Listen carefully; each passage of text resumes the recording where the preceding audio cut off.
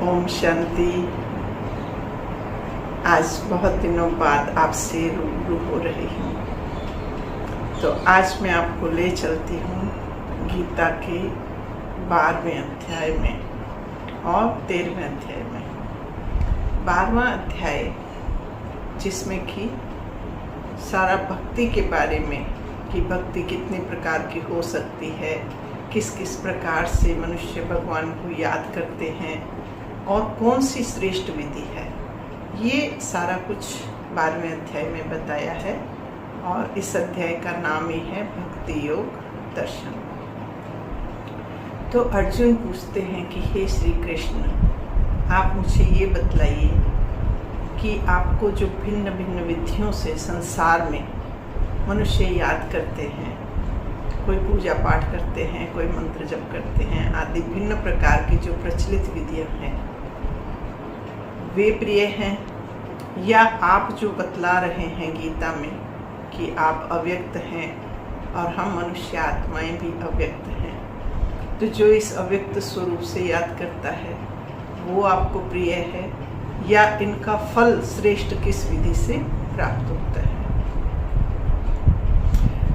तो श्री कृष्ण रूप में जो निराकार शिव परम शक्ति है वो बतलाते हैं कि हे अर्जुन, वैसे तो मनुष्य मुझे कितनी प्रकार से याद करते हैं और जो भी मुझे श्रद्धा से मन से याद करते हैं वे सभी मुझे प्रिय हैं, चाहे फिर वो कैसी भी विधि अपनाते हैं, लेकिन मैं उन्हें प्राप्त होता हूँ या मेरा ज्ञान उन्हें प्राप्त होता है जो मुझे तत्व से जानकर, यानी मेरे अव्यक्त स्वरूप को समझकर और उसे फिर मन बुद्धि अपने संकल्प जो हैं उसी विधि से व्यवहार में लाकर और मुझे याद करते हैं या मेरी उपासना करते हैं, वो वास्तव में मुझे प्राप्त कर लेते हैं या परम कल्याण को प्राप्त कर लेते हैं। मुझे जब इस विधि से अव्यक्त रूप में समझकर मनुष्य आत्मा याद करती है तो कभी कभार कुछ प्राणियों को वाद विवाद रूपी या दुख या थोड़ा क्लेश महसूस हो सकता है। क्यों होता है? क्योंकि मैं अव्यक्त स्वरूप में याद करने को कहता हूँ और ये भी बतलाता हूँ कि मनुष्य आत्माएं आप सब भी अव्यक्त हो और उन्होंने बारंबार ये शरीर धारण किया आत्माओं ने, और वे अपने को शरीर रूप में ही समझते हैं। तो इस निराकार रूप का ध्यान करने में और स्वयं को निराकार अव्यक्त आत्मा समझने में उन्हें परेशानी महसूस होती है। लेकिन आगे भगवान खुद कहते हैं कि भले कितनी भी परेशानी आए, सफलता या श्रेष्ठ जो सिद्धि प्राप्त होनी है, मनुष्य को मोक्ष या फिर परम कल्याण को प्राप्त करना है, तो सर्वश्रेष्ठ विधि यही है और केवल मात्र यही है। तो इसी विधि से मुझे याद करने का अभ्यास अवश्य करना चाहिए। और अगर अभ्यास करने में मन नहीं लगता है, मन स्थिर नहीं होता है, तब भी उन्हें प्रयत्न करते रहना चाहिए। और उसके लिए उन्हें अगर मन स्थिर एकाग्रचित होकर बैठकर अभ्यास करने में नहीं लगता है तो कर्म करते हुए और प्रतिक्रिया संसार में देते हुए कर्म क्षेत्र पर और मानसिक रूप से चिंतन करते हुए उन्हें यही अभ्यास करना चाहिए कि मैं अव्यक्त आत्मा उस अव्यक्त परमात्मा का ध्यान कर रही हूँ। और ऐसे कर्म करते हुए कर्म भी और कर्मों का फल भी और कर्म करने की विधि भी मेरे बताए अनुसार अगर करते हैं और फल भी मुझे ही समर्पित कर देते हैं तो वे निश्चय ही परम कल्याण को प्राप्त होते हैं। इसमें कोई भी संशय नहीं आ सकता। फिर आगे परमात्मा कहते हैं कि देखो, साधकों को ध्यान प्रिय होता है, ध्यान की विधि से परमात्मा को पाने के प्रयास किए जाते हैं। ध्यान से श्रेष्ठ है ज्ञान, यानी समझकर स्वयं कौन, परमात्मा कौन, और फिर उसको आचरण में ले आना। तो ये हुआ कर्म योग। कर्म में ज्ञान को इम्प्लीमेंट कर देना। तो ये सबसे श्रेष्ठ विधि है और इस विधि से करने से ही सर्वश्रेष्ठ परिणाम प्राप्त होते हैं। और इसको करने के लिए मनुष्य आत्माओं को अपने मन को शांत रखते हुए, बुद्धि स्थिर रखते हुए, सुख दुख निंदा स्तुति ऐसी भी परिस्थितियों में समान भावना रखते हुए, सबके प्रति समान दृष्टिकोण, आत्मिक स्वरूप का भाव रखते हुए जब मनुष्य इसी भावना से सबके हित के लिए कर्म करते हैं तो वो हमेशा ही सुखदायी परिणाम देने वाले होते हैं। और ये ज्ञान देने के लिए ही मैं हर कल्प के अंत में आता हूँ और कल्प के आदि का जो धर्म की स्थापना करता हूँ या सृजन करता हूँ, उसकी विधि भी यही है कि मैं ये ज्ञान अमृत देकर ही मनुष्य आत्माओं को इसे धारण करने के लिए कहता हूँ। और इसी कर्तव्य को धर्म स्थापना का नाम दिया गया है। तो कितनी बड़ी बात परमपिता हमें इस अध्याय में बता रहे हैं कि धर्म स्थापना का कार्य किस प्रकार होता है। ईश्वर आके हमें भक्ति का फल ज्ञान देते हैं। ज्ञान कैसा ज्ञान? जीवन जीने की विधि, संकल्प करने की विधि, सोचने समझने और जीवन में व्यवहार करने की विधि हमें परमात्मा सर्वश्रेष्ठ विधि बतलाते हैं और उसको जीवन में आचरण में ले आए। ये धर्म की स्थापना में हम वास्तव में उनकी मदद करते हैं। तो ये ज्ञान अमृत हमें पान सभी को करना चाहिए। इसके बाद मैं आपको ले चलती हूँ गीता के 13वें अध्याय में, जिसका नाम है क्षेत्र क्षेत्रज्ञ योग। यानी परमात्मा कहते हैं कि संसार में ये जो सभी शरीर हैं इनको दुनिया में क्षेत्र कहा गया। इस शरीर को चलाने वाली शक्ति या जानने वाली योग्यता रखने वाली, इसे नियंत्रण करने की शक्ति को क्षेत्रज्ञ कहते हैं। और परमपिता भी एक क्षेत्रज्ञ है, क्योंकि वो संसार के सभी शरीरों को जानने वाले हैं और उन्हें चलाने वाली शक्तियों का भी तीनों लोगों को जानने वाले हैं। तो वो भी क्षेत्रज्ञ हैं। आगे परमात्मा बतलाते हैं कि वो जो परम है, परम चेतना शक्ति है, उसके बारे में जानने के लिए भी स्वयं को जानना जरूरी है। तो जो स्वयं को इस अव्यक्त स्वरूप में जान लेता है और किस प्रकार हम इस संसार में अव्यक्त स्वरूप में होते हुए भी व्यक्त में प्रकट होकर शरीर द्वारा क्रियाकलाप कर रहे हैं, इसे समझ लेता है, वास्तव में वो परम ब्रह्मा को समझ लेता है। क्योंकि परमात्मा कहते हैं परमात्मा का जो स्वरूप है वो वैसे तो बहुत ही सूक्ष्म बिंदु रूप है और छोटी सी ज्योति की माफिक है, लेकिन उसका प्रभाव संसार में इस तरह व्याप्त है कि ऐसे लगता है हर मनुष्य प्राणी में परमात्मा ही विराज रहा है। इसीलिए हमने उसको शाब्दिक अर्थों में कह दिया कि भगवान सब जगह विराजमान है, सर्वव्यापी है। पर गीता में बार बार भगवान ने कहा कि वो सब जगह नहीं रहता है, वह तो परम ऊपर परम धाम में रहता है। ये उसी प्रकार समझने की बात है जैसे आकाश है। हम देखते हैं कि नीला आकाश चारों तरफ व्याप्त है और हम ये भी कहते हैं कि ये शरीर 5 तत्वों से बना है, तो उसमें धरती, आकाश, जल, अग्नि और पृथ्वी का अंश है।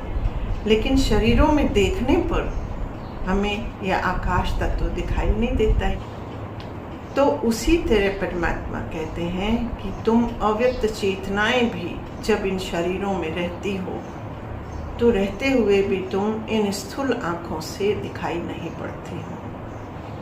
और संसार में सब मनुष्य आत्माएं ये समझती हैं कि जैसे ये शरीर ही शरीरों से प्रतिक्रिया करते हैं, शरीर ही कार्य करने के, पाप पुण्य करने के जिम्मेवार हैं, और आत्मा और परमात्मा तो अकर्ता है। पर वास्तव में ऐसा है नहीं। शरीर तो 5 तत्व हैं जो निर्जीव मात्र हैं।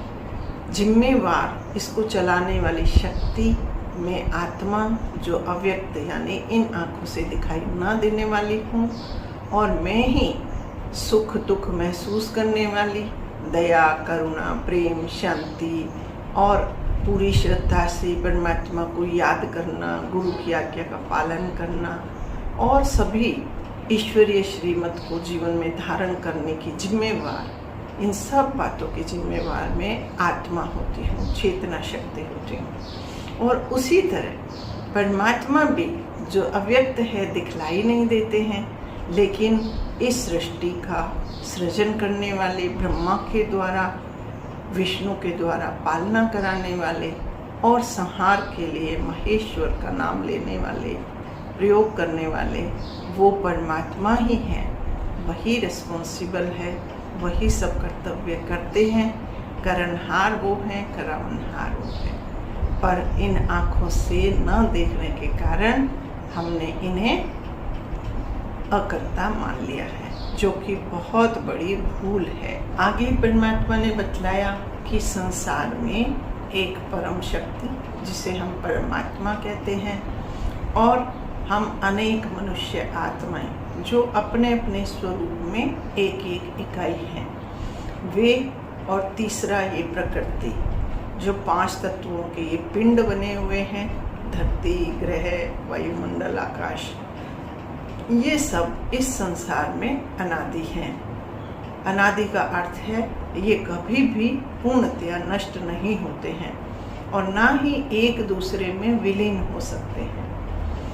आत्माओं का गुणों में क्षीण हो जाना, आत्मिक शक्ति का ह्रास हो जाना, उसको पतित बनना कहते हैं। और परमात्मा चूंकि प्रकृति के बंधनों से परे हैं, इसलिए वो कभी भी अव्यय है, यानी कभी खर्च नहीं होते, क्षय नहीं होते, और वे सदैव पावन कहलाते हैं। और इसीलिए उन्हें ये कर्तव्य प्राप्त है कि वो हम आकर के हम पतितों को पावन बनाते हैं, यानी हम जो भूल गए अपने स्वरूप को, उसको आकर के हमें फिर से जागृति देकर हमें अपने स्वरूप में स्थित करते हैं। तो ये परमात्मा का दिव्य कर्तव्य है कि वह परम आत्मा जो है, परम चेतना, वो मनुष्यों की भांति ये शरीर धारण नहीं करती, अर्थात गर्भ में नहीं आती, जन्म नहीं लेती, माता पिता नहीं होते। इसीलिए उसे निर्गुण कहा गया। निर्गुण का अर्थ नहीं ये नहीं कि परमात्मा में कोई गुण ही नहीं है। परमात्मा तो गुणों के सागर हैं, सत्व गुणों के, जिससे हम आत्माएं सत्व प्रधान बनती है।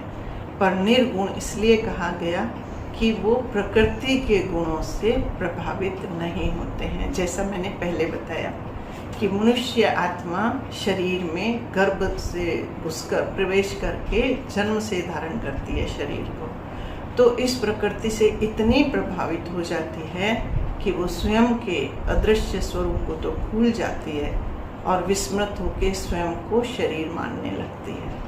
तो इसे कहा गया कि हम सगुण अपने आप को समझने लगते हैं। इसके साथ ही परमात्मा निराकारी भी इसी रूप में कहे गए हैं कि उनका मनुष्य रूप में कोई आकार नहीं है जिसे आइडेंटिफाई करके कोई नाम दिया जाए। वो निरअहंकारी भी हैं, और इतना सब होते हुए भी फिर भी वो जब ज्ञान देने आते हैं तो वो एक विशेष विधि से मनुष्य शरीर जो अनुभवी तन होता है, उम्र लिए होता है, उसमें प्रवेश करते हैं। लेकिन वो विधि बिल्कुल अलग होती है।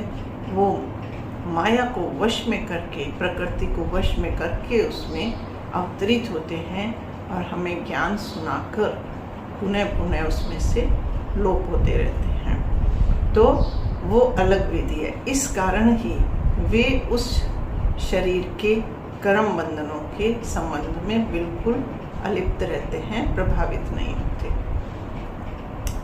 तथा फिर परमात्मा के साथ हम आत्माएं जो होती हैं, हमारे मन में क्या अंतर हुआ, हम गर्भ में आकर के प्रवेश करती हैं और इसके साथ हमारा नाम रूप सब कुछ इस शरीर के ऊपर रख दिया जाता है और हमारी पहचान भी शरीर रूप में होने लगती है। तो ये हमारे साथ इतना बंध जाता है कि इन प्रकृति के गुणों से बंधने के कारण हमारा व्यवहार भी हमारा अव्यक्त स्वरूप के दृष्टिकोण से नहीं रह पाता और हम इस तरह व्यवहार करते हैं कि मैं एक स्त्री हूँ, पुरुष हूँ, बच्चा हूँ, बूढ़ा हूँ और धर्मों के टैग लग जाते हैं, मैं फलां कम्युनिटी से हूँ, हिंदू हूँ, मुस्लिम हूँ, आदि आदि। तो इस तरह से भिन्न भिन्न तरह का व्यवहार हम आत्माओं से करने लगते हैं और उससे ही हम भिन्न भिन्न प्रकार के कर्म बंधनों को पैदा कर लेते हैं और इन कर्म बंधनों के कारण और प्रकृति के इन गुणों के कारण ही हमें बार बार भिन्न भिन्न मनुष्य रूप योनियों में जन्म लेना पड़ता है। तो परमात्मा बतलाते हैं कि इस संसार में जितने भी स्थावर या गतिमान जितने भी जीवात्माएं हैं, यानी जीवित प्राणी हैं, उन सभी को एक एक शरीर प्राप्त है और उन शरीरों में एक एक चेतना शक्ति है। तो वो उन सभी शरीरों की ज्ञाता होती है, यानी जानने वाली, चलाने वाली और उसे समझने वाली होती है और उन सबको नियंत्रित करने वाला परम शक्ति परमात्मा है। तो संसार के इस रहस्य को हम केवल बुद्धि के नेत्रों द्वारा जान सकते हैं, यानी इन स्थूल नेत्रों से न हम मन को देख सकते हैं, न बुद्धि को, न गुणों को, न व्यवहार को, न अव्यक्त चेतना को, खुद के स्वरूप को। तो इसीलिए परमात्मा कहते हैं कि इस ज्ञान को जानने के लिए दिव्य बुद्धि की जरूरत होती है और दिव्य बुद्धि प्राप्त होने से ही इस दिव्य ज्ञान को प्राप्त करने वाला ही तत्वज्ञानी कहलाता है। और जो तत्व ज्ञान को व्यवहार में अपना लेता है, इसे ही अध्यात्म कहा गया। जीवन में आध्यात्मिक रूप से जीने लगते हैं तो वे परम कल्याण को प्राप्त होते हैं, वे मुझे प्राप्त कर लेते हैं, वास्तव में मैं उनके वश में हो जाता हूँ, अर्थात वे मुझसे जुड़ पाते हैं, मेरी बात, मेरे ज्ञान को समझ पाते हैं और उसका विशेष लाभ जीवन में ले पाते हैं। तो कितनी सुंदर बातें परमात्मा ने 12वें और 13वें अध्याय में समझाई, जो अब तक गीता के अन्य उद्धरणों में हमें देखने को नहीं मिलती। ये आप सभी से साझा करें और सभी को गीता के श्लोकों का वास्तविक अर्थ समझ में आए, ताकि हम गलत भ्रांतियों से बाहर आएं कि आत्मा निर्लेप है, आत्मा जिम्मेवार नहीं है, ऐसा हम गलत धारणाएं बना बैठे। और जबकि हम व्यवहारिक रूप में कहते भी हैं कि फलां बड़े धर्मात्मा थे, उन्होंने शरीर त्याग कर दिया, वो महात्मा थे, वो पापात्मा थे, फलां बड़ा दुष्ट आत्मा है, लेकिन जब हमें इसमें व्यवहार में लाने की बात होती है तो हम इस बात को भूल जाते हैं। तो हमें सत्य को उजागर करना है और हमें ये जिम्मेवारी लेनी है कि ये शरीर नहीं, हम आत्माएं हर कर्म को करने की जिम्मेवार हैं। संसार में हर प्रतिक्रिया देने वाली मैं हूँ, आत्मा और इस शरीर की मालिक। तो जो मैं बाहर संसार में प्रतिलक्षित करूँगी, प्रतिक्रिया दूंगी, वही मुझे लौटकर आएगी। ये कर्म विधान है।